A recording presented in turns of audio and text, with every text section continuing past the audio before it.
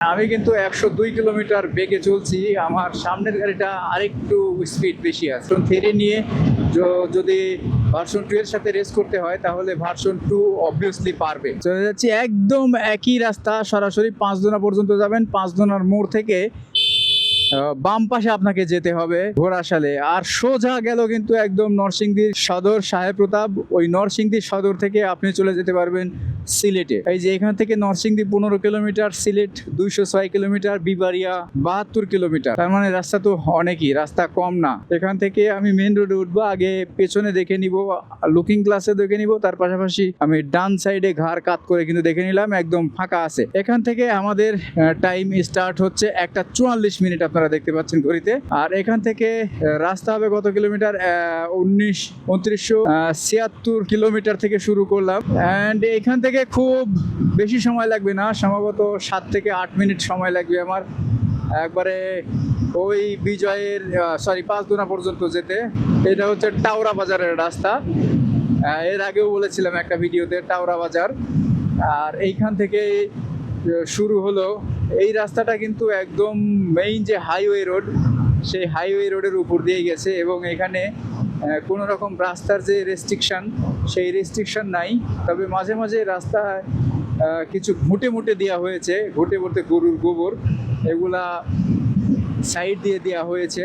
তাছাড়া এই সাইডে যেহেতু কাপড় চোপড়ের একটা সুবিশাল আড়ত, সেই কাপড় চোপড়ের যে সিটগুলা থাকে সেই সিটগুলাও কিন্তু এইখানটাতেও দেওয়া হয়েছে। নরসিংদী ডাঙ্গা বাজার, ডাঙ্গা ইউটার্ন নিতে পারবেন আপনারা এখান থেকে। আমি কিন্তু 102 কিলোমিটার বেগে চলছি। আমার সামনের গাড়িটা আরেকটু স্পিড বেশি আছে।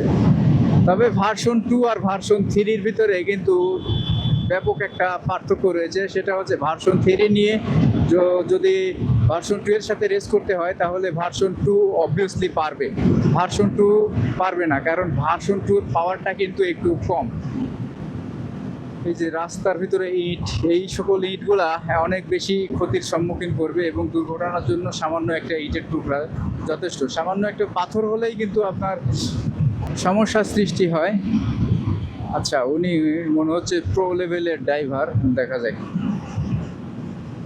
প্রো লেভেলের ড্রাইভারটাকে, উনি কিন্তু অনেক আগে আছে, আপনারা দেখতে পাচ্ছেন উনি কিন্তু অনেক আগে আছে। তো আমি চেষ্টা করব ওনার সঙ্গে, আমি যদিও কখনো জিত করি না, তবুও আপনাদেরকে আজকে দেখানোর জন্য কিন্তু আমি বলছি, দেখেন আমি ওনার আগে যাব। আমি ওনার অনেক পিছনে আছি বলতে পারেন, অনেক পিছনে আছি এবং আমি ওনার আগে যাব, এটা বললাম। আর এরকম পাবো না।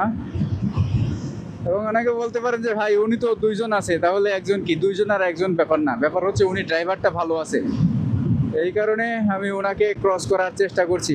এবং এখানে বাস রাখা আছে, বাসটা সম্ভবত নষ্ট হয়েছে এবং উনি কিন্তু খুব জোরে যাচ্ছে। আমাকে সম্ভবত বুঝতে পেরেছে যে আমি হয়তো বা ওনার সঙ্গে কোনো রেস কোনো কিছু করবো কিনা এরকম। সো উনি অনেক জোরে যাচ্ছেন এবং দেখেন আমি যদি আরেকটু জোরে টান দিই, আমার কিন্তু পিক আপ হাতে আছে, তাহলে কিন্তু ওনাদেরকে অনায়াসে আমি ছেড়ে যেতে পারবো। অলরেডি কিন্তু চলেই আসছি। এই যে বললাম না যে অ্যাবজেট ভার্সন 3-র সাথে ভার্সন 2 কখনো বেল নাই, এটা একবারে বাস্তব দেখাই দিলাম আপনাদের। উনি আমাকে যতই ধরার চেষ্টা করুক নাকি, আর ওনার পক্ষে আমাকে ধরা সম্ভব না। এই যে আর একটা ভার্সন 3, ভার্সন 3 চালায় মজা আছে, মাগার চাইতে পারবে না। ওনার কিন্তু কোনো খোঁজই নাই, ওনাদের খোঁজ নাই একেবারেই। টান দিছি, উনিও কিন্তু পিছনে চরম জোরে টানার চিন্তা ভাবনা চেষ্টা করতেছে, দেখতে পাচ্ছেন চরম জোরে টানার কিন্তু চেষ্টা করতেছে। মাগার উনি কিন্তু আমার সঙ্গে ট্রেনে কখনোই পারবে না। এই কারণে আমি বারবার বলি যে ভার্সন 3 থেকে ভার্সন 2 বেটার, বেটার মানে অনেক বেটার।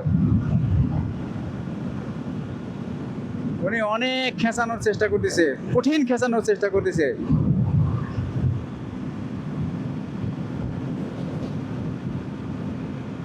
এবং এই যে আমি চলে আসছি, পাঁচদোনাতে চলে আসছি। আর উনি কতটুকু পিছনে বুঝতে পারছেন? মিনিমাম 400-500 মিটার পিছনে আছেন উনি আমার, এতটুকু রাস্তাতে। ওকে, এইখান থেকে কিন্তু আমরা চলে যাব বাম পাশে।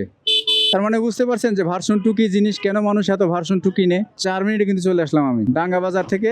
এই 5 দোনা 4 মিনিট লাগছে। যাচ্ছি এখান থেকে, সামনে পিছনে ডানে বামে সব জায়গায় দেখে কিন্তু সতর্কতার সহিত আপনাকে ওভারটেক করতে হবে। দেন ওভারটেকটা খুব গুরুত্বপূর্ণ জিনিস। আপনার time sense, pick up sense, সব কিছুর সেন্স থাকতে হবে। আপনি যখন ওভারটেক করবেন, আপনার গাড়ির সামনে গাড়িটা কত কিলোমিটার স্পিডে আছে এবং আপনি কতটুকু স্পিডে গেলে দেন আপনি সেই গাড়িটাকে সহজে ক্রস করতে পারবেন, এতটুকু টাইম সেন্স কিন্তু এবং পিক আপ সেন্স আপনাকে থাকতে হবে। পিক আপ সেন্স যদি না থাকেন, আমি আপনাকে বলবো যে আপনার দরকার নাই, ওভারটেক করার আপনার কোনো রকম দরকারই নেই। এবং এইখানটা থেকে আমি কিন্তু খুব সহজেই ওনাকে ক্রস করতে পারবো। এই যে, কারণ আমি আমার পিক আপ সম্পর্কে জানি, আমার গাড়ির সম্পর্কে আমার আত্মবিশ্বাস আছে যে আমার গাড়ি কতটুকু পিক আপ দিলে কতটুকু স্পিডে যাবে। যারা অ্যাকচুয়ালি গাড়ি দীর্ঘদিন যাবৎ একটা চালান, তাদের কিন্তু একটা এক্সপিরিয়েন্স হয়ে থাকে। আর এই এক্সপিরিয়েন্স থাকা মানে অনেক কিছু, অনেক ব্যাপার। আপনাকে সবসময় এক্সপিরিয়েন্স থাকতে হবে বিষয়টা এরকম না। আপনি সবসময় চিন্তাভাবনা করবেন যে আপনার ফ্যামিলি আছে, এই চিন্তাভাবনাটা আপনি সবসময় করবেন। তো এটাতেও আমি কিন্তু ক্রস করতে পারবো। এবং এটা হচ্ছে সাকুরার মোড়। সাকুরার মোড় থেকে অল্প সময় লাগবে, খুব বেশি সময় লাগবে না। আমি যদি একটু স্পিডে যাই তাহলে কিন্তু অনেক কম সময় লাগবে, কিন্তু স্পিডে যে লাভ নেই। কারণ বিজয় উনি হচ্ছে একটু লেট বাবু, একটু মনে করে যে ভাই একটু যদি পরে ভিডিও করি বা আসরের দিকে ভিডিও করি তাহলে মনে হয় অডিয়েন্স সবসময় অ্যাক্টিভ থাকবে। এই কারণে উনি আমাকে ইচ্ছাকৃতভাবে লেট করায়। আর তাছাড়া ফেসবুক এবং ইউটিউব কখন কোন ভিডিও ভাইরাল হবে সেটা কিন্তু কেউ কখনো বলতে পারে না। দেখা যাচ্ছে যে আমি এত ভালো করে, এত ভালো সুন্দর একটা সিকোয়েন্স বানিয়েছি, কন্টেন্ট তৈরি করেছি, সেই ভিডিওটা খাচ্ছে না। বাট একেবারে মানে ওই ভিডিওর ভিতরে কিছুই নাই, সেই ভিডিওটাকে ইউটিউব, ফেসবুক প্রচুর পরিমাণে ইমপ্রেশন দেয়, ইমপ্রেশন দিয়ে কিন্তু ভাইরাল করে দেয়। তবে এখানে কিন্তু খুব গুরুত্বপূর্ণ একটা টিপস আছে আপনাদের জন্য, সেটা হচ্ছে যে আপনি যখন একটা ভিডিও রেডি করবেন, ভালো করে মনে রাখবেন, ভিডিওর আপনার ট্যাগ ম্যাগ কোনো কিছুর দরকার নাই। টাইটেলটা কিন্তু সব থেকে বেশি জরুরি। আপনার টাইটেল যত গর্জিয়াস হবে, ভিডিও কিন্তু তত খাবে। ওই মানুষে বলে না যে ট্যাগ ম্যাগ, হ্যাঁ ট্যাগেও কাজ করে। সেটা কখন করে? সেটা যখন আপনার সার্চেবল হবে। আর মানুষ একটা জিনিস সার্চ করে আসলে খুব বেশি ওভাবে দেখে না, কিন্তু একটা জিনিস সার্চ করে, সে আপনার চ্যানেলের নেম। এই চ্যানেলের নামটা কিন্তু আপনাকে দিতে হবে। চ্যানেল নেম যদি সার্চ করে এবং ওই চ্যানেল নেম যখন সার্চ করবে তখন কিন্তু পাবে। আর তার কারণেই আপনার যতগুলো ভিডিওই হোক, দেখা যাচ্ছে যে একটু আগেও আপনি আপলোড দিয়েছেন, সেই ভিডিওটা কিন্তু ওই ওনার যে প্রোফাইল আছে, প্রোফাইলে কিন্তু শো করবে। প্রোফাইল বলতে কি, ওনার যে কি বলে হোম পেজ, এই হোম পেজে কিন্তু শো করবে। তাই অবশ্যই চ্যানেল নেমটা অনেক বেশি ইম্পর্টেন্ট। আপনার ট্যাগের ভিতরে কোনো কিছু না দিলে যদি চ্যানেলের নেমটা দেন, সেটাও কিন্তু টানবে। এখানে তারখাম্বাগুলা সবসময় আমার কাছে অনেক বেশি মানে কৌতূহলী মনে হয় যে কি কারণে এইখানটায় শুধু এত রকম তারখাম্বা দেওয়া হয়েছে, যেখানে আমরা গ্রামে দেখা যাচ্ছে যে 1 কিলোমিটারের ভিতরে 2-3টা তারখাম্বা, আর এখানে 1 কিলোমিটারের ভিতরে মনে হয় 150-200 তারখাম্বা দেওয়া হয়েছে এরকমটা। এখানে যদিও ঘোড়াশাল তাপবিদ্যুৎ, ঘোড়াশালের যে বিদ্যুৎ কেন্দ্র, সেই বিদ্যুৎ কেন্দ্রটা কিন্তু এইখানটাই রয়েছে। বাংলাদেশের সর্ববৃহৎ এবং সর্বপ্রথম যে তাপবিদ্যুৎ কেন্দ্র, সেই বিদ্যুৎ কেন্দ্রটা কিন্তু এই ঘোড়াশালের বুকেই প্রথম স্থাপনা করা হয়েছে। এবং আর একটা নিউজ দেখলাম যে বগুড়াতে প্রতি কিলোওয়াট নাকি, এগুলো ভালো বুঝি না, যে 1 টাকা না 1.5 টাকা খরচ হবে প্রতি কিলোওয়াটের জন্য। কিলোওয়াট কীভাবে কী কাজ করে আমার মাথায় নাই, আমি জানি না ভাই। আপনারা যদি কেউ জানেন তাহলে অবশ্যই কমেন্ট করে আমাকে বুঝিয়ে দিবেন। রাস্তাটা আজকে অনেক বেশি ফাঁকা লাগতেছে। আর আগামীকালকে বৃহস্পতিবার দেখবেন যে এই রাস্তাঘাটে একটু চাপচুপ বেশি থাকবে। আর তাছাড়া এই টাইমটা 1:55 বাজে, এই টাইমটাই কিন্তু চাপচুপ আসলে ওরকমভাবে থাকার কথা না। কারণ লাঞ্চের টাইম, অনেকে দোকানপাট বন্ধ আছে, অনেকে দেখা যাচ্ছে যে লাঞ্চ করতে গেছে, এই কারণে চাপটা একটু কম আছে। তবে 3-4টার পর থেকে আবারও একটু চাপ হবে, কারণ এই রাস্তাটা একেবারে ওই যে গাজীপুর আছে, গাজীপুর থেকে নরসিংদী আসার জন্য শুধুমাত্র এই একটা রাস্তাই ব্যবহার করা হয়েছে, আদারওয়াইজ কোনো রাস্তা, আর যার কারণে একটু চাপ হবে, এটা স্বাভাবিক ব্যাপার। যারা এই সাইড দিয়ে আসবেন, আচ্ছা এইখানটায় এত জ্যাম কেন রে ভাই? হঠাৎ করে এত জ্যাম, কারণ কি? চাপচুপ নাই বলতে বলতেই এত পরিমাণ জ্যাম হয়ে গেল। অবস্থা তো বেগতিক, নাকি অন্য কোনো কাহিনী টাহিনী এখানটায় আছে? শত শত গাড়ি এখানে দাঁড় করানো। আচ্ছা, বুঝলাম যে সিএনজির স্ট্যান্ড, এখানে সিএনজি এত পরিমাণ লেগে আছে, কাহিনী কি? প্রচুর পরিমাণ সিএনজি গ্যাস নেওয়ার জন্য আছে, কিন্তু বুঝলাম যে সিএনজি গ্যাস নেওয়ার জন্য আছে, অটোরিকশা কি নেওয়ার জন্য আছে? তাহলে অটোরিকশাও দেখলাম যে লাইনে দাঁড় করানো, নাকি অটোরিকশা জানেই না যে এই সাইডে ফাঁকা আছে, এরকম কি? তাই তো ভাবছিলাম যে এখানে প্রচুর পরিমাণ জ্যাম পাবো, এবং ঘোড়াশাল ব্রিজে যে চিপা চাপা, এই চিপা চাপার ভিতরে যদি একবার জ্যামটা খাই, তাহলে দেখা যাচ্ছে যে ঘন্টা দুয়েক কেটে যাবে।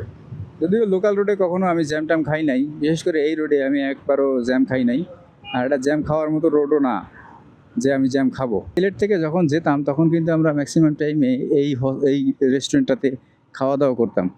আর এইখানটায় কিছু লেখা ছিল তখন, এই যে এইখানটায় একটা সুন্দর লেখা ছিল, এখন এই লেখার ওই গাছগুলা কিন্তু দেখা যাচ্ছে না। এইখান থেকে মীরের বাজার হচ্ছে 20 কিলোমিটার, টঙ্গী 29 কিলোমিটার এবং গাজীপুর 39 কিলোমিটার। এই দিক দিয়ে যেতে পারবেন কিন্তু ভূঁইয়া মোটরস, ঘোড়াশালের যে 1 নাম্বার গেট আছে, সেই 1 নাম্বার গেটের এইখানটা যেতে পারবেন এই দিক দিয়ে। আর আমি সোজা যাবো, এদিক দিয়ে ব্রিজটা পার হয়ে যাব। সোজা যাবো না, আমি এই যে এই বাম পাশ দিয়ে যাব, কারণ এই পাশ দিয়ে গেলে আপনাকে টোলটা দিতে হবে, আর এই সাইড দিয়ে সাইড রোডে গেলে আপনাকে টোলটা দিতে হবে না। এই আমরা এখন উঠছি হচ্ছে ঘোড়াশালের যে ব্রিজ, এই ঢালু থেকে শুরু করে ওই মাথা পর্যন্ত যেটা দেখতে পাচ্ছেন, সেটাই হচ্ছে ঘোড়াশাল ব্রিজ। যারা মাধবদী, নরসিংদী, পাঁচদোনা, সিলেট এদিক থেকে আসবেন, তারা সরাসরি চলে যাবেন এই ব্রিজটার একদম ওই পাশে, ব্রিজের লাস্ট মাথায় গিয়ে হাতের ডান পাশে চলে যাবেন আপনারা। আর যারা আসবেন গাজীপুর থেকে, উত্তরবঙ্গ থেকে, তারা সরাসরি ব্রিজের প্রথম মাথায় নেমে যাবেন, অর্থাৎ ওই পাশের যে প্রথম মাথা, পশ্চিম মাথা।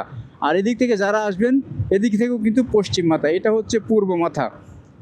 তুমি কিন্তু পার হয়ে যাবেন, একদম ব্রিজটা পার হওয়ার পরেই দেন আমি দেখাচ্ছি আপনাদেরকে। এটাই হচ্ছে ঘোড়াশালের যে ট্রেনের সেতু, ব্রিটিশ পিরিয়ডে করা সেতু, সেই সেতুটা। এখানে কিন্তু 2টা পিলার আছে, আপনারা দেখবেন যে এই পাশে যে পিলারটা বা এই পাশে যে সেতুটা, সেটা কিন্তু মানে লাল লাল ইট দেখতে পাচ্ছেন যেটা, সেটা হচ্ছে ব্রিটিশ পিরিয়ডে করা। আর ওই পাশে যেটা দেখতে পাচ্ছেন, ওটা কিন্তু এই আমলে করা হয়েছে। আর এটা বাংলাদেশ পিরিয়ডে করা হয়েছে। সেই সঙ্গে কিন্তু এটা হচ্ছে সার কারখানা। এই যে একটা মসজিদ দেখতে পাচ্ছেন, মডেল মসজিদ, এইখানটায় এই মডেল মসজিদের এই গোড়া দিয়ে নিচ দিয়ে কিন্তু আমাদেরকে যেতে হবে। দেখেন ব্রিজের ওই মাথায় নামলে আপনারা নিচ দিয়ে কিন্তু ওই সাইডে যেতে পারবেন, এত দূরে আসার দরকার হবে না আপনাদের। এবার সরাসরি ব্রিজের প্রথম মাথাতে নেমে যাবেন। আর আমি যেহেতু বাইক নিয়ে আসতেছি, সেহেতু কিন্তু এই যে এই পাশ দিয়ে, এই ডান পাশ দিয়ে আমি চলে যাব। আর সোজা গেল হচ্ছে গাজীপুর, এই যে এদিক দিয়ে সোজা এই মসজিদের পাশ দিয়েই কিন্তু আমি চলে যাব। এটা কালীগঞ্জের ভিতরে পড়েছে, কালীগঞ্জ উপজেলার ভিতরে পড়েছে এটা। এই যে মসজিদটা দেখতে পাচ্ছেন, এই মসজিদটা সত্যি অনেক সুন্দর লাগে। আর যখন মানে সন্ধ্যা হয়, সন্ধ্যার দিকে কিন্তু যখন লাইট দেয়, তখন আরো যে চমৎকার লাগে, এটা আনবিলিভেবল, অনেক ভালো লাগে। এই যে ব্রিজের কিন্তু এই যে এই সাইড দিয়ে কিন্তু নামতে পারবেন, এই যে এই সাইডে দেওয়া আছে, এই মুখ দিয়ে নামতে পারবেন। নেমে এই যে এইখানে অটো থাকে, 10 টাকা ভাড়া নিবে অটোতে। এই 10 টাকা ভাড়া নিয়ে আপনারা চলে যাবেন বিজয়ের ওইখানটায়। অল্প একটু সামনে গেলেই কিন্তু বিজয়ের শোরুম। আমি আপনাদেরকে দেখাচ্ছি, পুরো ভিডিওটা দেখতে থাকেন। পুরো ভিডিও জুড়ে কিন্তু আমি আপনাদেরকে দেখানোর চেষ্টা করব এই জিনিস। এই যে এটা হচ্ছে ব্রিটিশ পিরিয়ডের করা, আর এটা বাংলাদেশ পিরিয়ডের করা। এটা বেশ কিছুদিন হয়েছে করা হয়েছে, ওইটা অনেক আগের করা। এই যে সোজা, কিন্তু একদম সোজা, কোনো ডানে না বামে না, একদমই সোজা। এই যে দেখেন, খুব বেশি সময় লাগে না, এখান থেকে 5 মিনিটের মতো সময় লাগবে। আপনারা যদি অটোতে আসেন, আর বাইক নিয়ে আসলে 2-3 মিনিট সময় লাগবে যদি একটু স্পিডে চালান। আর স্পিডে না চালানোটাই সব থেকে বেটার বলে মনে করি। এখন পর্যন্ত 19 মিনিট সময় লেগেছে। একবারে ডাঙ্গাবাজার যে খান মোটরস আছে, খান মোটরসের ওইখান থেকে এখন পর্যন্ত 20 মিনিট সময়। এর ভিতরে বলেছিলাম যে ওদের বাজারে একটু সময় লেগেছে। আর তাছাড়া ওই যে ওই পাশে একটু জ্যাম পেয়েছিলাম, একটু স্লো করেছিলাম, এই কারণে একটু সময় লাগছে। তো মোটামুটি 20-25 মিনিট সময় লাগবে। আর আপনারা যদি অন্যান্য গাড়িতে আসে, যেমন অটো, সিএনজি, সেক্ষেত্রে আধা ঘন্টা 35 মিনিট সময় লাগতে পারে আপনাদের, যদি রাস্তার কোনো রকম প্রতিকূলতা না থাকে। এই যে চলে আসছি, এবং এইটা সামনে যেটা দেখতে পাচ্ছেন, এটাই হচ্ছে যে অ্যামিগো বাংলাদেশ লিমিটেড, অর্থাৎ এটা এবিএল বলা হয়। এই এবিএল এর যে গেট, এই গেটটা, এই যে এটাই হচ্ছে এবিএল গেট, অনেক বড় ফ্যাক্টরি। দেন এই ফ্যাক্টরির পাশে আছে মামুন ভাইয়ের দোকান, এবং তার পাশেই এই যে মসজিদটা দেখতে পাচ্ছেন, এই মসজিদের সাথেই এই যে এটাই হচ্ছে বিজয়ের শোরুম। এই যে এটাই হচ্ছে বিজয়ের শোরুম। আসসালামু আলাইকুম, ভালো থাকবেন সবাই।